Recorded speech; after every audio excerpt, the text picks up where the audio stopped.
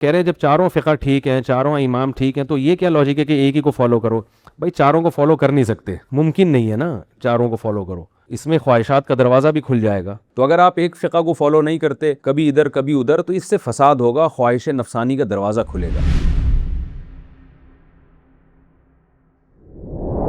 اس میں بھی کمنٹ کریے گا شیخ کہ لوگ کہتے ہیں کہ اس طرح تو پھر انسان اپنی خواہشات کا پیروکار بن جائے گا، جو بات آسان لگی اور اچھی لگی اس کو لے لے گا اور دیگر کو چھوڑ دے گا۔ کیا شیخ ہمارا یہ کہنا کہ دلیل کی اتباع کی جائے اور صحیح ترین بات کو فالو کیا جائے، کیا ہم یہ دعوت دیتے ہیں کہ سب سے آسان قول لیا جائے؟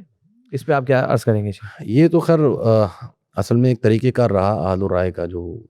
ایک ان کا ایک اسلوب ہے وہ یہ، اور اس کو شیخ الاسلام نے بھی کئی مقامات پہ ذکر کیا ہے کہ خاص طور پہ جو ابطال الحیلہ کے اندر شیخ الاسلام نے اس کو ذکر کیا کہ ایک طریقہ اسلوب یہ رہا کہ جی پہلے دین کو سخت کر دو۔ یہ اس باب کو خاص طور پر انہوں نے طلاق کے مسائل کے اندر خاص طور پہ ذکر کیا کہ طلاق کے باب میں لوگوں کی 3 اقسام ہیں۔ ایک وہ ہیں کہ جو تعسف اور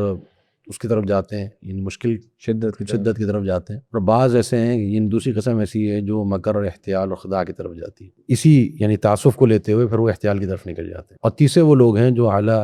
الوسط ہیں، اعلیٰ منہج الاعتدال ہیں، جو کہ علم اور صحیح احادیث کی بنیاد پر اس پہ قائم ہے۔ مسئلہ یہ ہوتا ہے اصل میں کہ زیادہ تر جو حیلے کے باب میں جو ہم دیکھتے ہیں کہ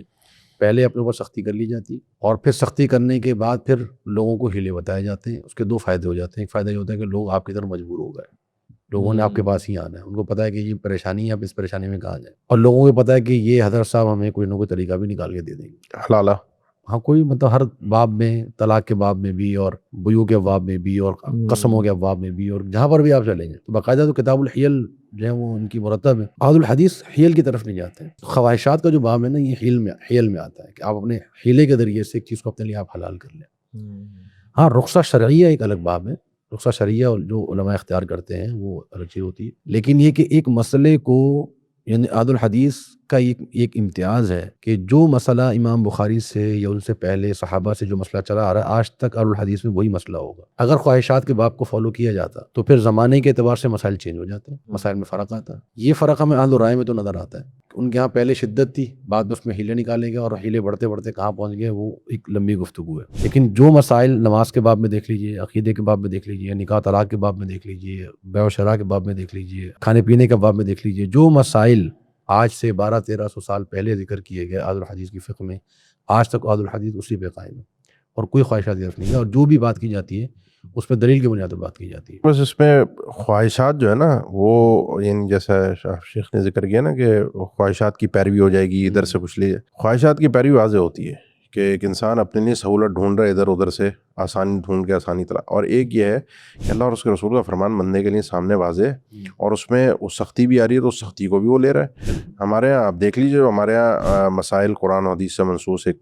چیزیں طے ہیں، ان میں آپ کو سختی بھی نظر آئی کہ ہم نے کوئی ڈھونڈ ڈانڈ کے ساری فقہ سے نکال کے آسانیاں تو تلاش نہیں کی، ہمارا تو اعتماد ہی سارا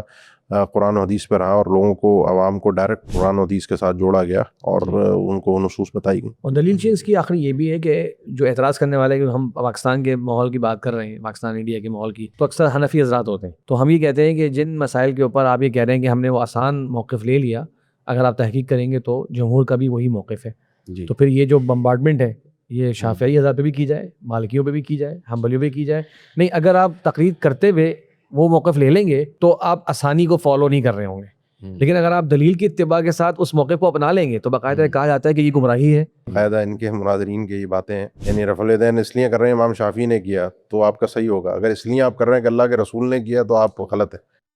اگر رفع الیدین کرنا غلط ہے تو پھر امام شافعی کا بھی غلط ہو،